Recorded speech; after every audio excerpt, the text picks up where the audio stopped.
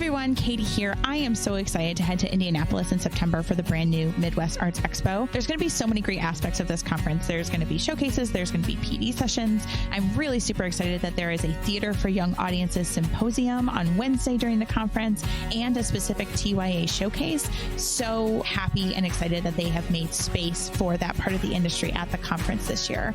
I am also going to be appearing on the Programming for Diverse Audiences PD panel on Thursday, September 21st in the morning. So I hope you will not skedaddle early, but you will stick around for the last day of the conference and come see me on that panel. I'm also really excited that we're going to have a booth 251. So come do some recording, hang out, grab some swag, and have a great time. So really looking forward to seeing you all in Indianapolis. Come join us at the Midwest Arts Expo and see you soon.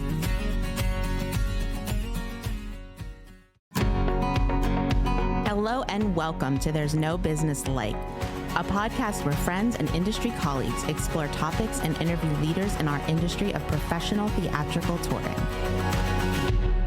Thanks for joining us back here at There's No Business Like. I am here with my friends, Bryan. Hey, Josh. Bryan Zelmer from KU Presents. Danielle. Hey, it's Danielle Van Hook from the Alden in McLean, Virginia. Kevin. It's Kevin Maynard from Quad City Arts, splitting the border between Iowa and Illinois. And our friend Katie. Hey, everyone. Katie Miller with the Midland Center for the Arts in Midland, Michigan. Has there been a time in your life where something has happened or someone has kind of guided you in a way that has been transformational to the point that it's shaped your life or career path? When you ask this question, Josh, it makes me think back to my college days. And when I was first starting out in our theater program, I think my intention was to be a performer. But my two professors, Stephen Rupsch and Megan Wilkerson, quickly put me into a stage management and direction track.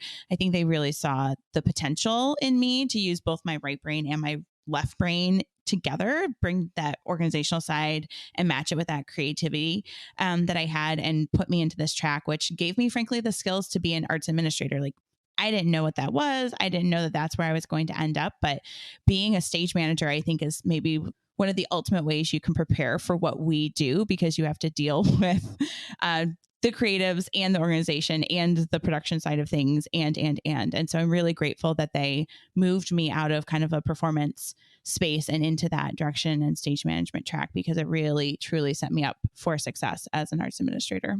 When I was in 8th grade, I at the time was still playing football, and then I quit football because it was not fun. There's a whole big backstory there, but I'll skip that.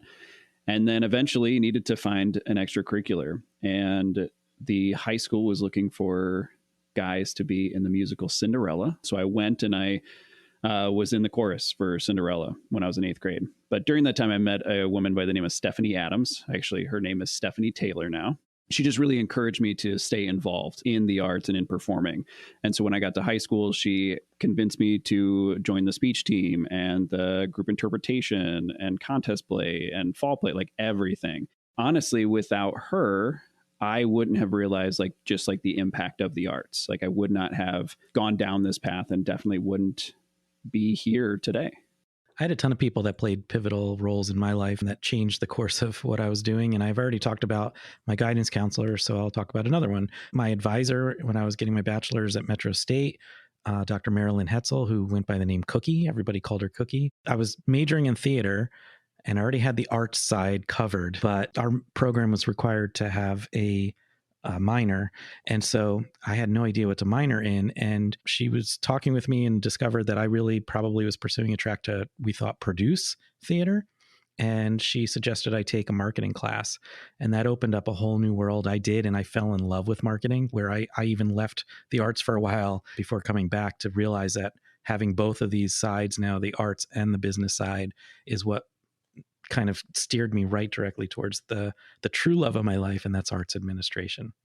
There's really nobody else that I can think of that would fall into this category for me other than my mentor, Chad Herzog, who I've talked about on this podcast, but he taught me arts administration, and my life fully changed after that. I mean, I moved to a different state. I have a life now that's based in arts admin, and I don't know what would have happened if I hadn't found presenting, period. For me, I thought I was going to be in a lighting design, set design avenue. I started at the Marion Cultural and Civic Center as tech director and thought I was going to be there for a few months and move on and jump onto a tour somewhere and and be a touring LD. And like, that's where I thought my career path was going. And the city administrator brought me in to her office and said, "Hey, you're already making a bunch of changes there. We're going to go ahead and make you executive director." And I was literally placed into the path, and I have never looked back. And it's probably the biggest pivot that has been most effective in my life. Our guests today, Jeremy Davis and Clay Johnson from the fabulous Equinox Orchestra. They'll tell us a little bit about the nudge that they got from another performer in the direction of how to shape their business and their careers. It's a really great interview. I can't wait for you guys to listen.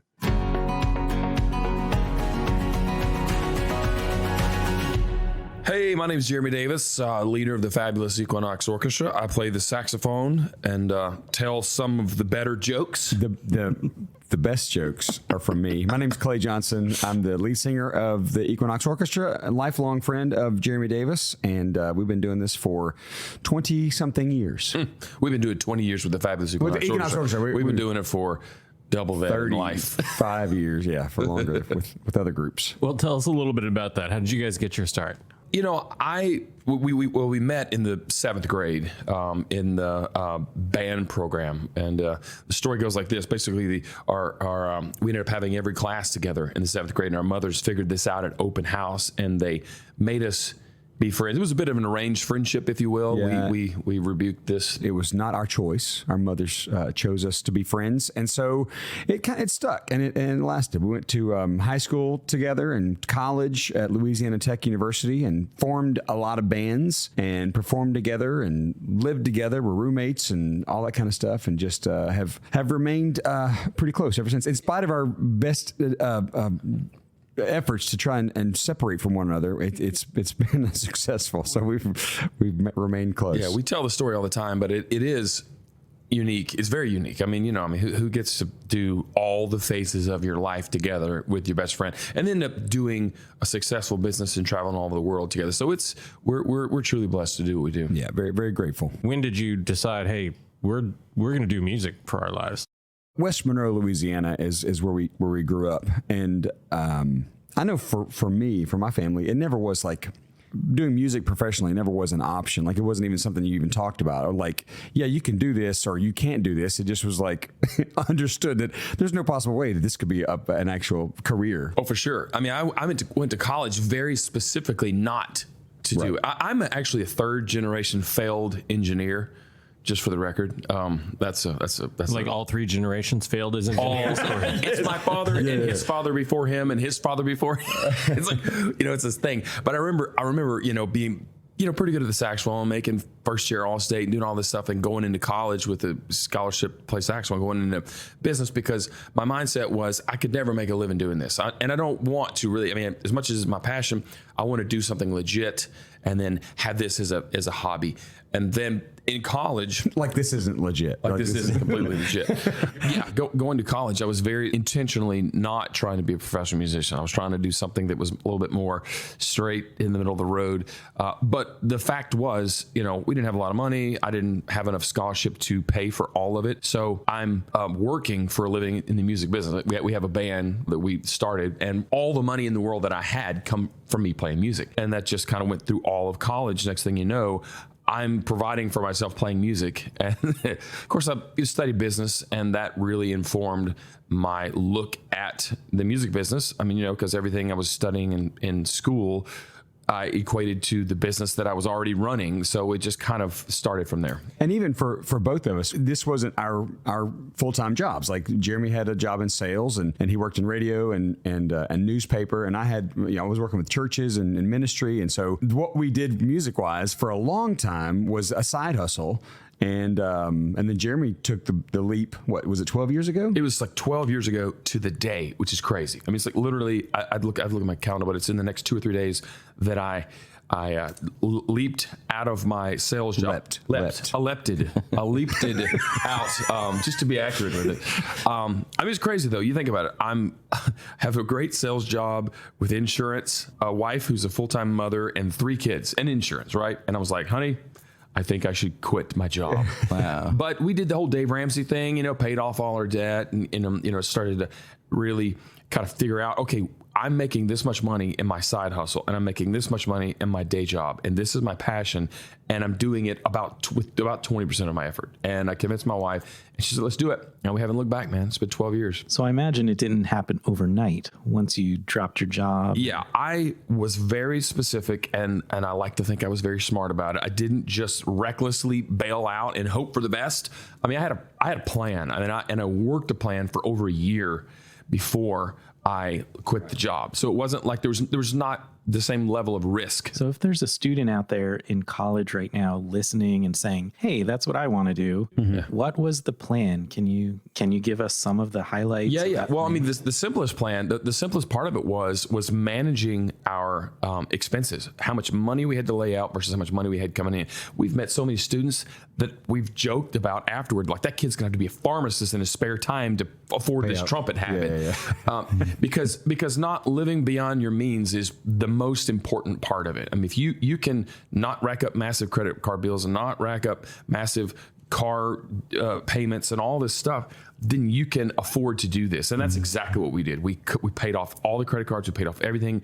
We lived on a budget. So when I was my first day of not having a real job, I was not freaking out and losing my mind. Like, how am I going to provide for a wife and 3 kids? So again, it took over a year, I'd say, but it was at least a year of tracking it all and then taking the jump. And we've literally, I think we've made more money every year. We've been more successful. Up till pandemic times. Pandemic didn't work so well, but yeah, for me, it was just, I mean, I think my advice to young people is to find a partner in life that you can do this with. Jeremy, much earlier than I did, took the leap. I stayed working in the church ministry and the church world for a few more years. And I know that our friendship, having somebody to do this with, has been so valuable for me. And I could never do this on my own. I know that for sure. So, was there like a single catalyst moment where you decided, I need to get all this in order and get away from my current day job and actually pursue this? Yeah, it was. For me, it was. I know the day, I know exactly where I was. It was like the day that I realized that the sales gig that I had, it was not in my best interest to be there anymore. It was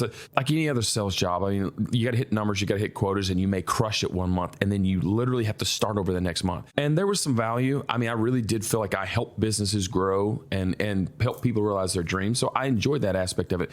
But finally, it hit where, like, no matter what I do this month, I have to climb this mountain again. And I'm always going to be judged on a 30-day thing. And it's like, I've got to keep producing and keep producing. And then there was also some personality things in there that just made me miserable. And I was like, I don't want to do this anymore. That was for sure. It was definitely like, I need to, just for my own sanity, just do something else. What's interesting is the combination of your two different skill sets coming together. Josh and I have seen you together on the sales floor of a convention or arts conference, and you guys really work well as a team, not just on stage when you're performing, but also on the business side. And to me, that seems especially unique because I see a lot of people working alone on the floor, doing their own thing. What I see others do versus what I see the two of you do is just really different and unique.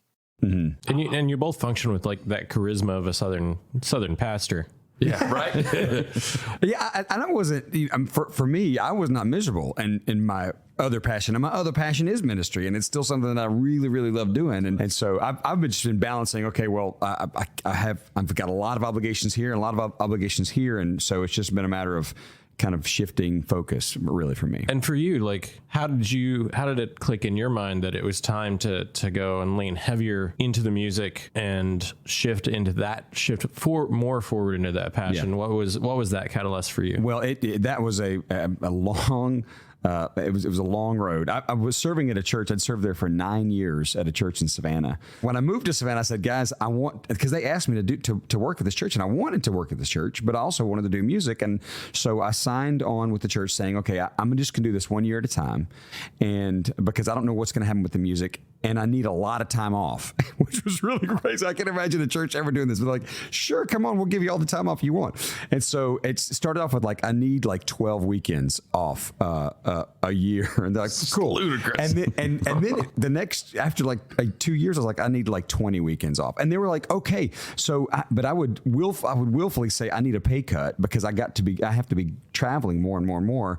And then it got to be just where I felt so guilty because I was still taking a paycheck from this church, but we're going on like 2 or 3 month tours with the band. And so finally I just said, okay, it's time for me to step down, and we got to find somebody else to take this role because the music has really taken over. Now, you mentioned that you're based in Savannah now. Mm-hmm. How did you get from Louisiana to Savannah? Great question. Go ahead.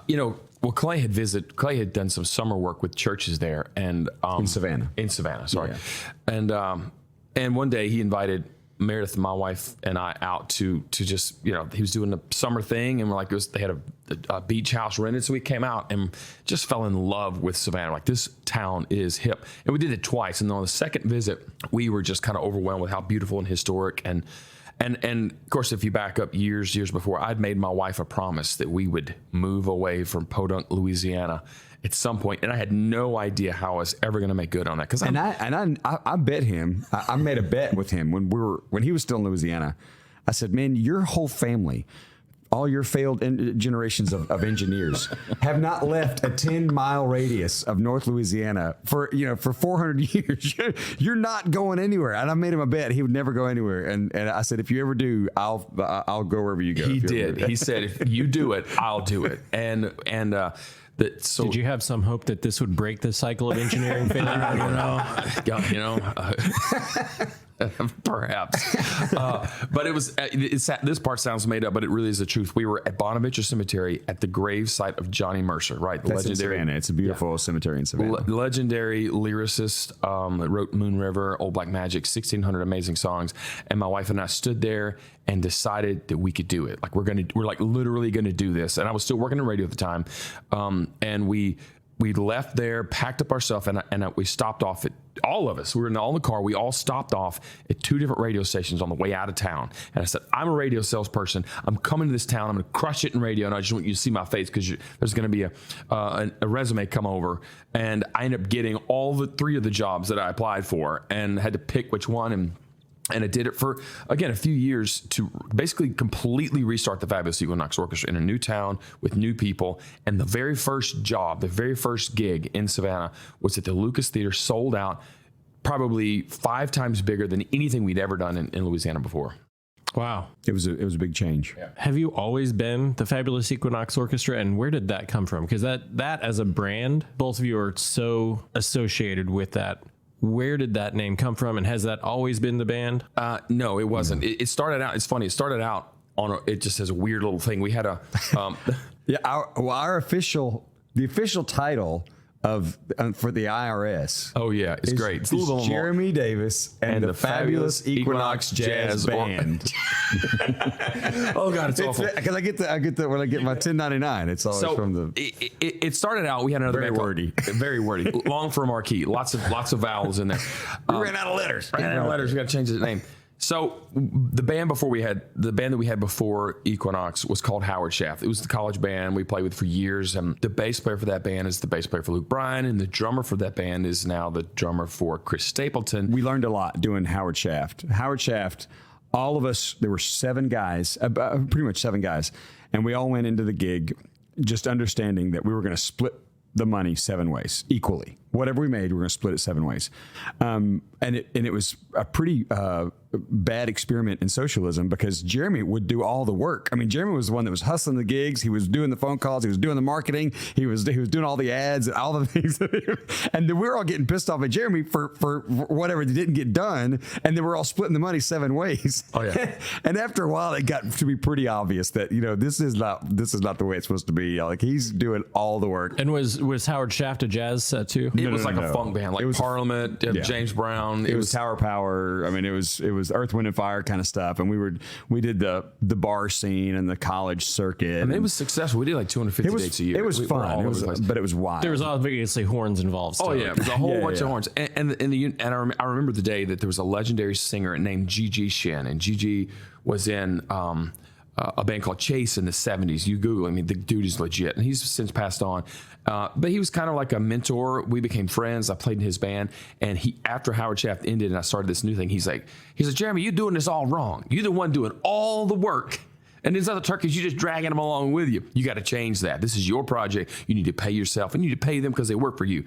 So that informed how I changed the name or whatever. But So that was your first like influence, was somebody that you respected looked at you and said, all right, it's time to actually learn this as a business. Oh, yeah. It's time to learn this as a for business sure. and treat it like a business and not like your buddies hanging out splitting some money. It was very much a business before, but like Clay said, I was doing all the work and everyone else was just getting paid equally. And then of course, I think at one point I started getting like 20% more, but it was like I was managing these guys. Literally, I had to show up at the first gig. We went out for 3 nights and I had to show up with a money bag with enough cash to float these dudes through the 2 next gas stations. They would all show up. I wasn't like this, but the other guys were. They would all show up broke with no money to do a week tour, and they would have $0 to their name.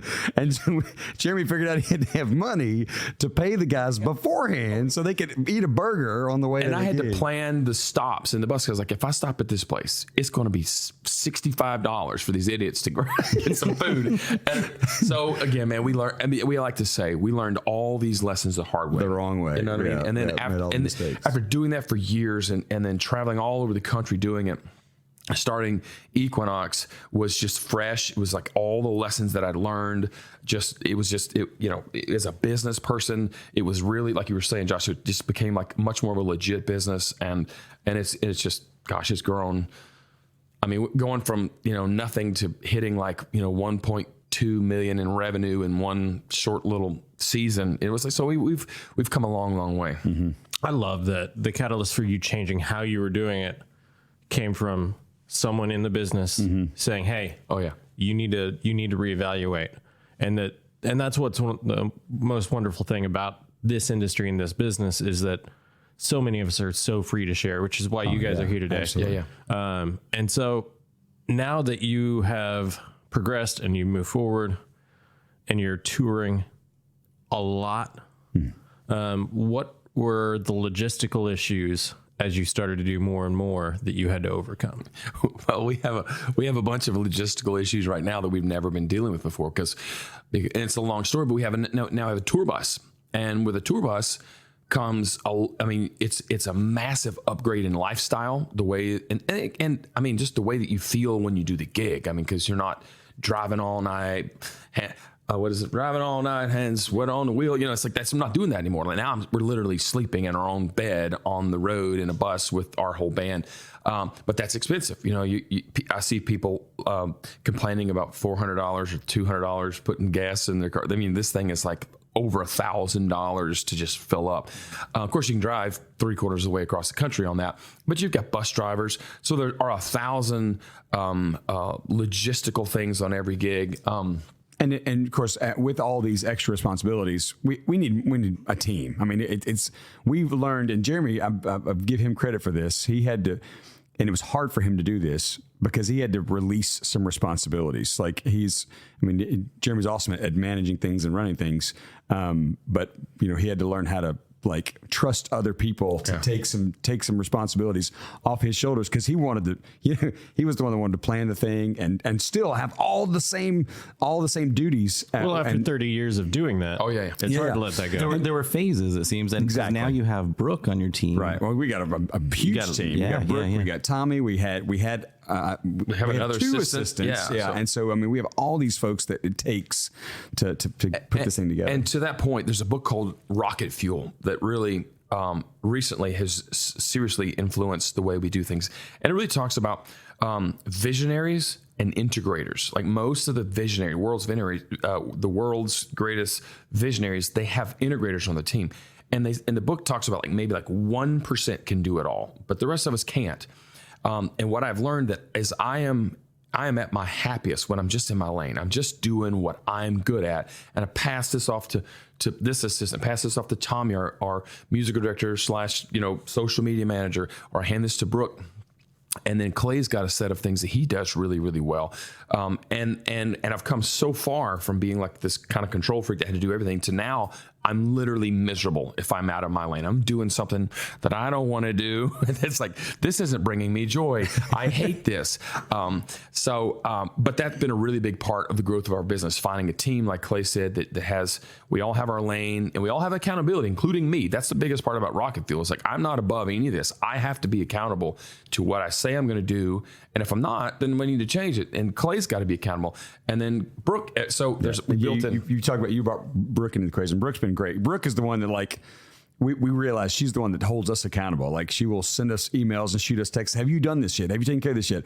And we want her to do that. We're like, Brooke, you have to hold our feet to the fire and make sure we get this stuff done. We very specifically empowered her with that. Yeah, it's like you gripe us out or we don't do these things, and you make us get it done. How big is your band now? Because the group that we tour with is 12. It's 12 of us, and there's several reasons for that. When we went into that pandemic season, we went live every week for 20 something weeks, and we were socially distanced. And at that time, CDC was saying, no more than this many people in the room. So, and we already kind of had the feeling that we needed to do this. It was the same time that Harry Connick Jr. changed the size of his band and traveled. I mean, he was traveling not with the full big band anymore.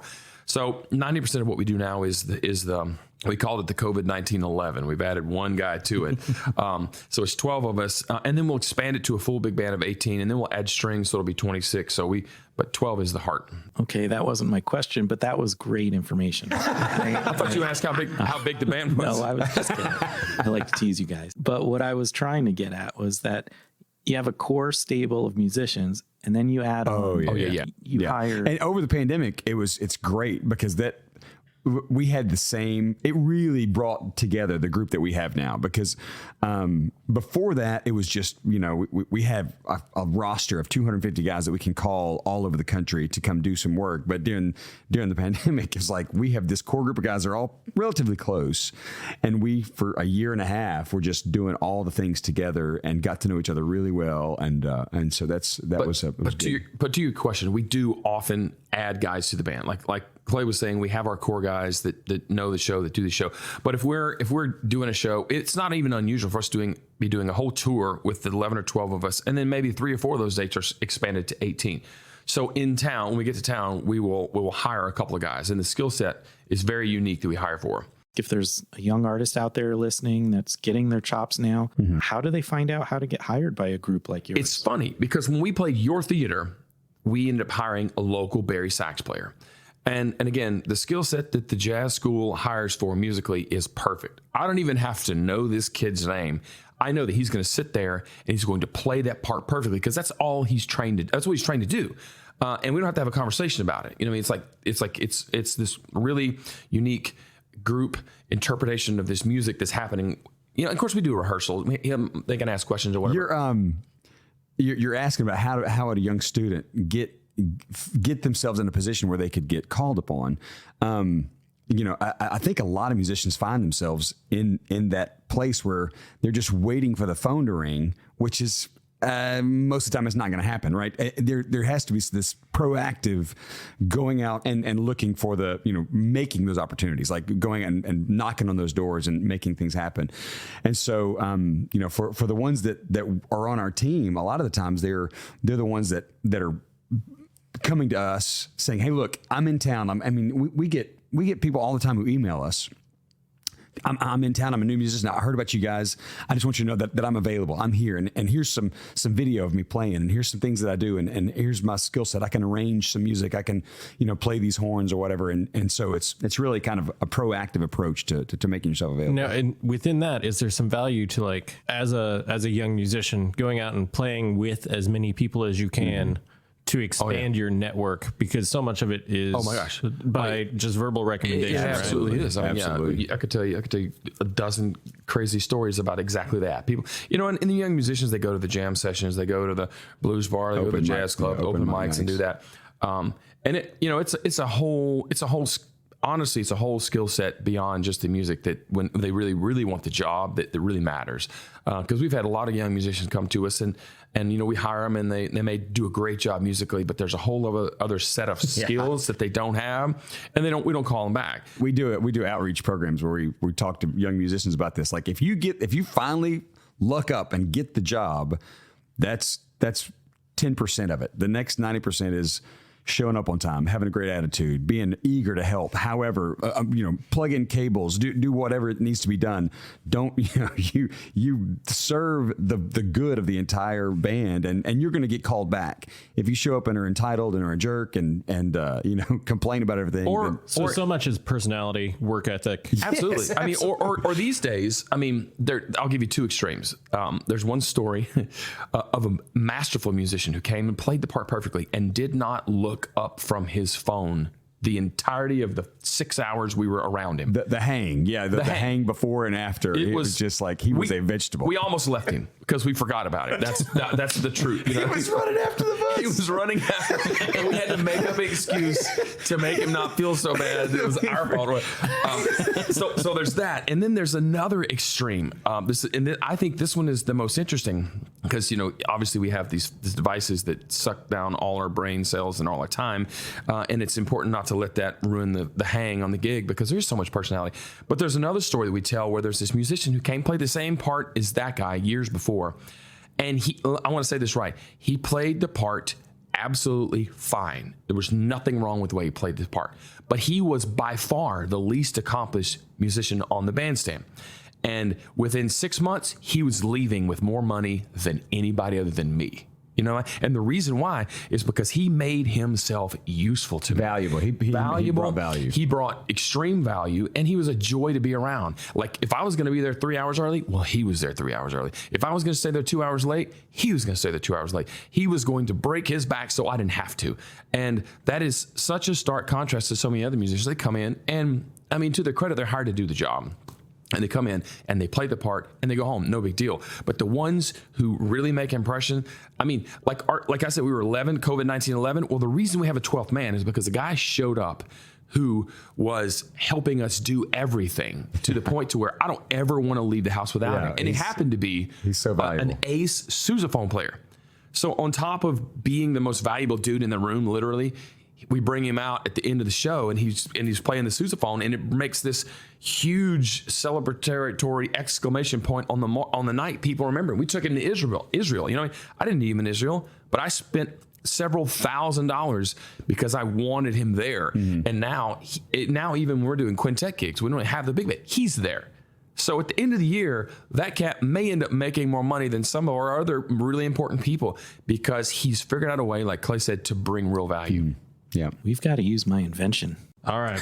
Go for it, Bryan. All right. The banana peel. Oh, wait, no, go ahead. Are we about to go back in time? Yes. Because I have a time machine. Oh, can we do the Wayne's World? From now on, yes. Yeah.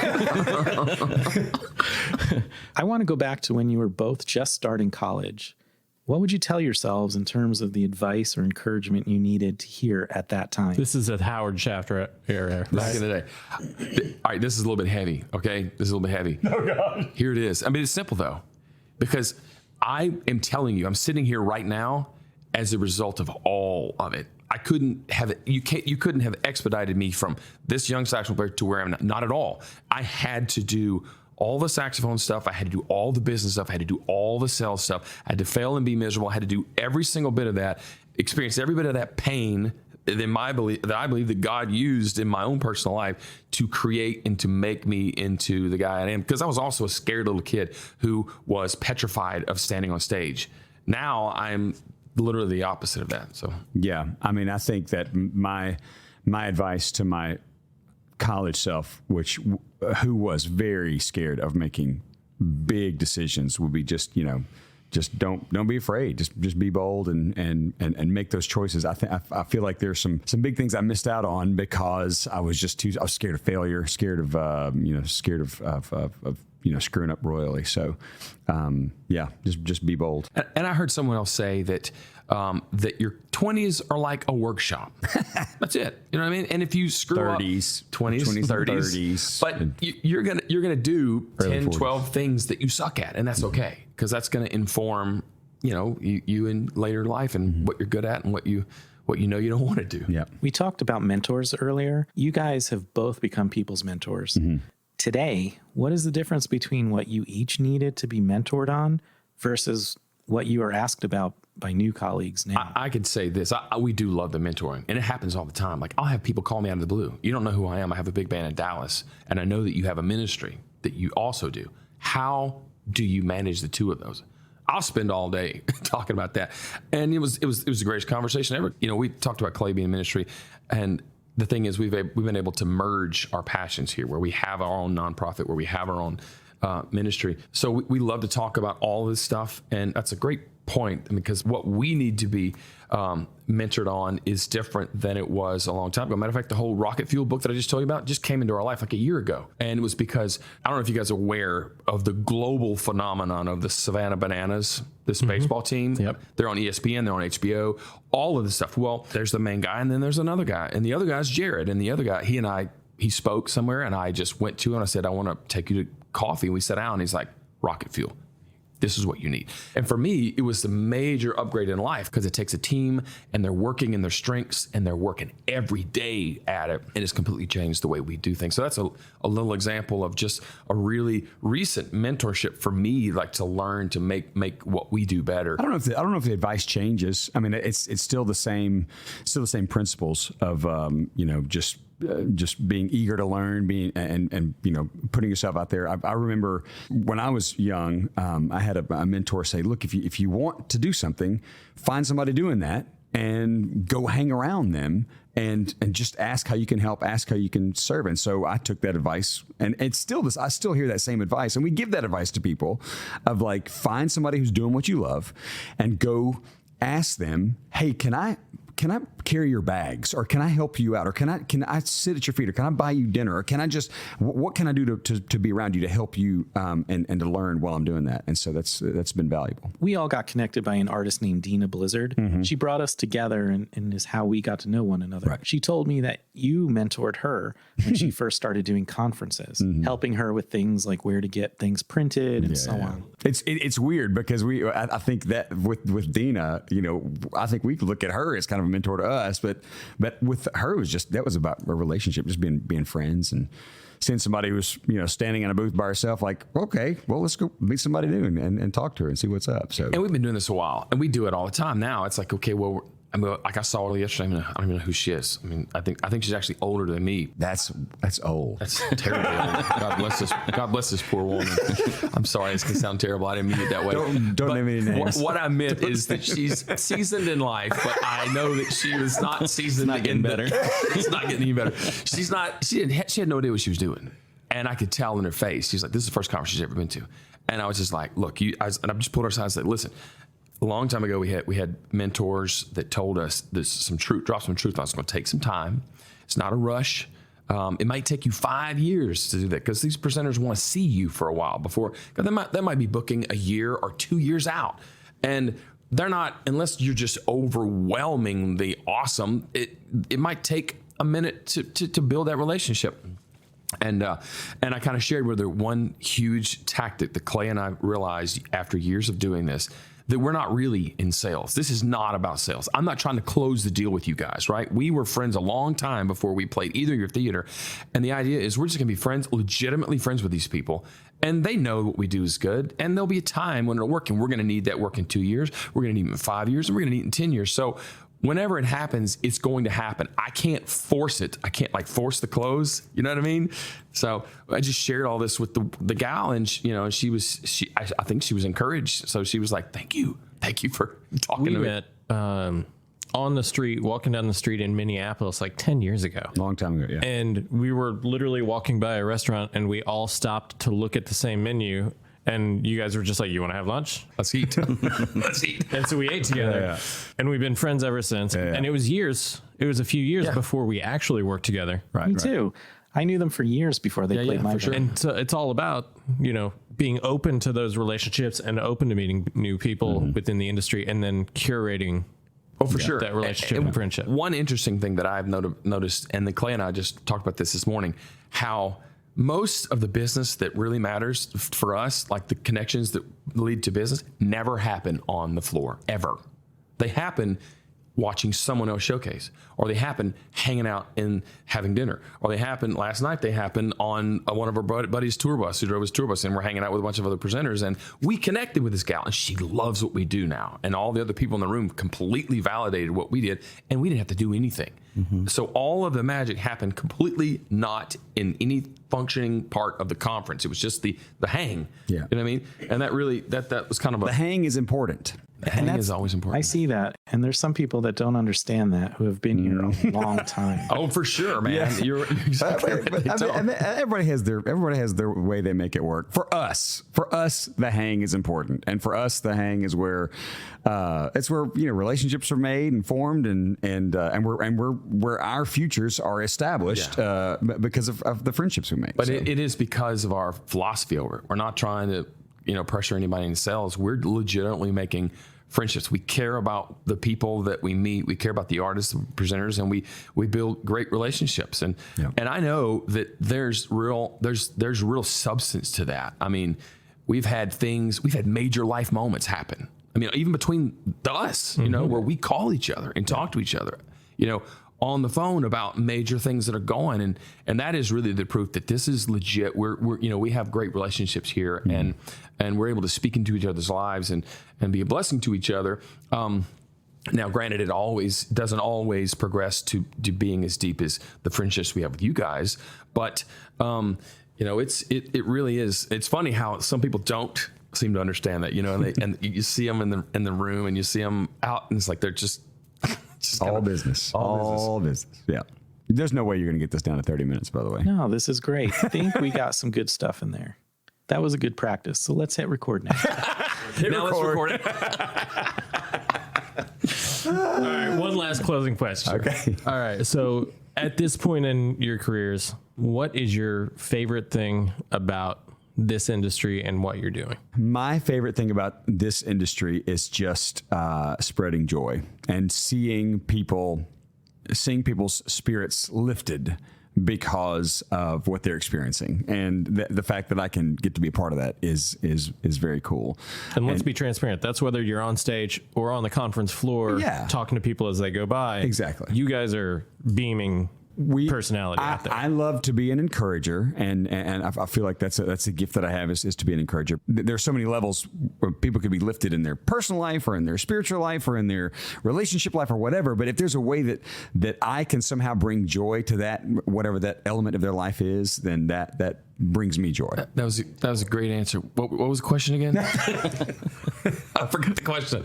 There's so much to be thankful for. There's so much that there's so much to look forward to. We have so many big things on the horizons, and again, being here at conferences is great. Being able to speak into the lives of young musicians is great. Being able to stand on stage and be encouragement. People take their minds off of whatever the troubles they have in the world and make them laugh. There's 1,000 points of joy along the way. And I know some of the most special moments that I've had is just realizing how long and crazy this journey's been. I remember being out in the West and watching the sunrise come up in my own bus, going down the road with 12 people that I love, rolling down the highway, and thinking, I really can't even believe that this moment is real. Everybody's asleep. I'm up working and watching the sun come and drinking coffee. And I'm thinking, this is insane how fortunate I am to be able to do what I do. And I really do believe the best is yet to come, and I don't know exactly what that's going to be. It's not necessarily more gigs, but that should be a song. That should be a song called "The Best Is Yet." We should probably write one of this. That's a stupid idea. No. Yeah. So hopefully that's an adequate answer. Well, thank you guys for joining us. Thanks for being a part of this. It was really great seeing you guys in person again. Absolutely. Yeah, God bless you. Our pleasure, man. Let's do it. It's fun. Do it tomorrow.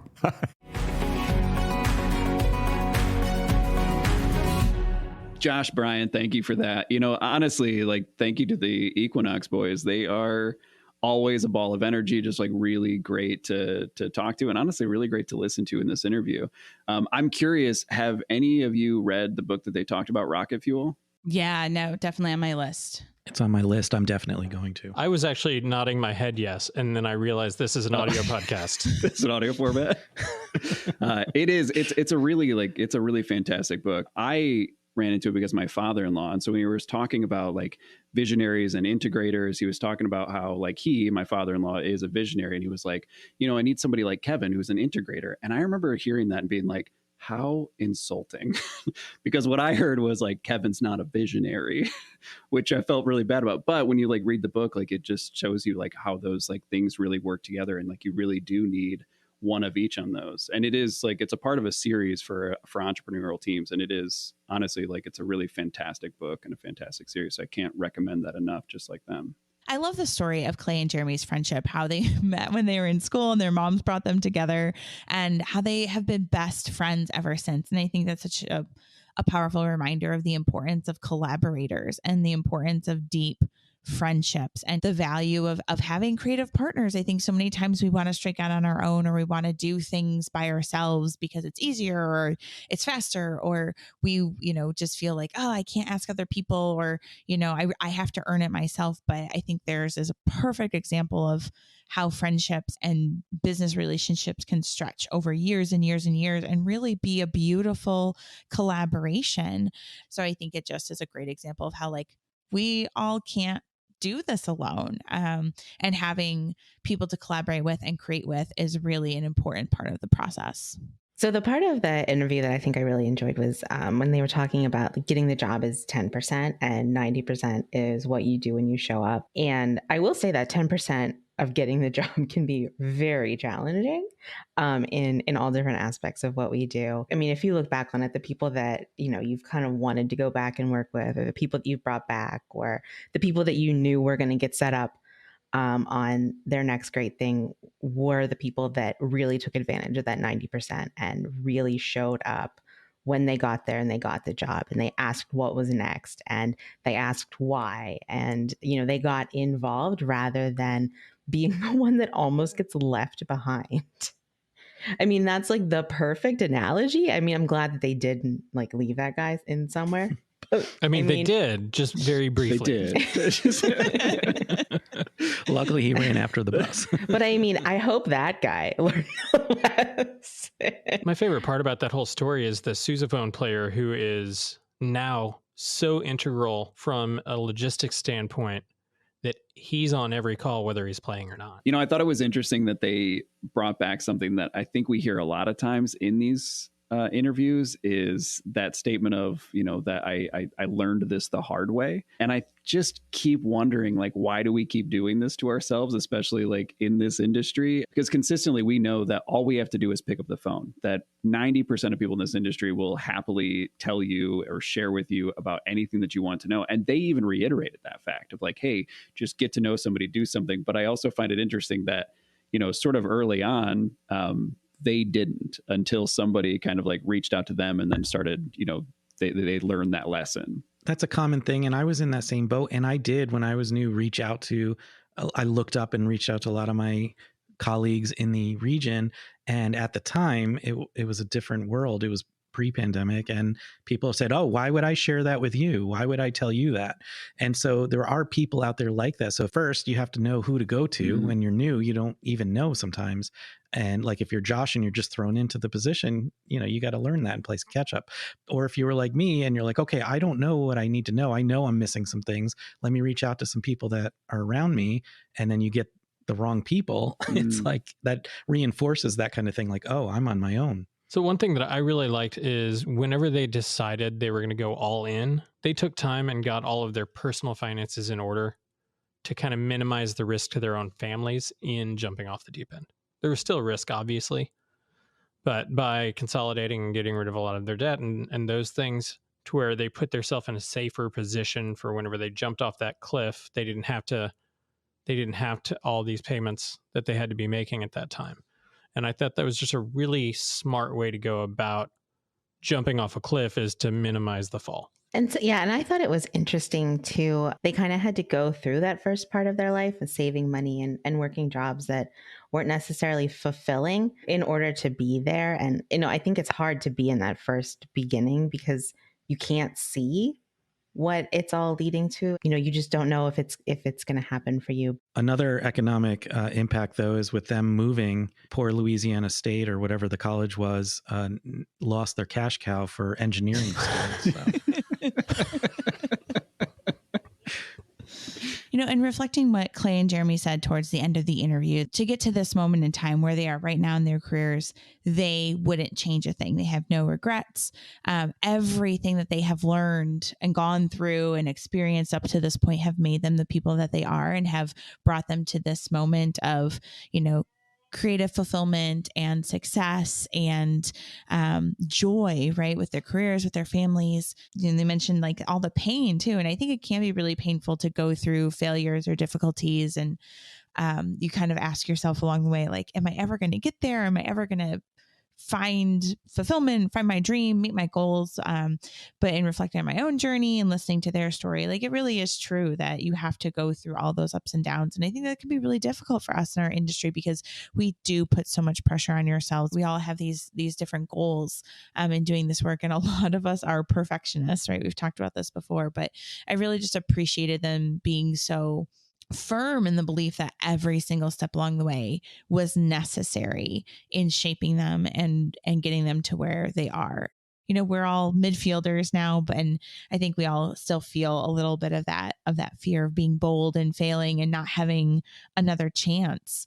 But it just really, it bolstered me and reminded me of like all the wonderful things along with maybe all those painful moments that have come along the way. And they have all gotten me to where I am today, which is honestly sitting in this podcast studio with my best friends, creating something that hopefully is helping others and is adding to the industry and adding to the world. So I'm grateful for that. I'm grateful for the reminder that like every step in the journey is important. Well, you guys, thanks for diving down this rabbit hole with me with fabulous Equinox Orchestra. And thanks, Bryan, for joining me on that interview, even though I didn't mention it earlier and left you out like you're a forgotten stepchild. But we've got plenty more interviews coming up, so listen back and catch us again here on There's No Business Like. All right, everyone. Thanks for listening to There's No Business Like. Our producers and hosts are Bryan Zelmer, Josh Benson, Kevin Maynard, Katie Miller, and me, Danielle Van Hook.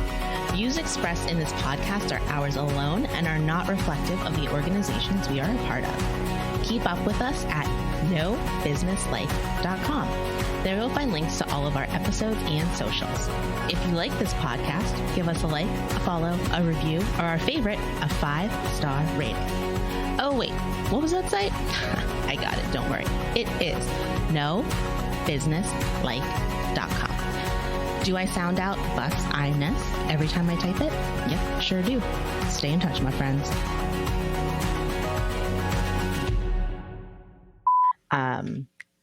But the but was the period. Because even though I've had a month to think about this, I have nothing else to say. Okay, can I take mine again? As long as you end it with a but. But means period. The but's the period. But how do we know where you're done? Because I stopped talking. I put the butt in, so I'll remember that. I'm good. Let's do Bryan, it. stay away from Katie's butt. Good point. She's the only one that can do her butt. Hey. Strike. Somebody else talk. But But is not a period or an end of a sentence.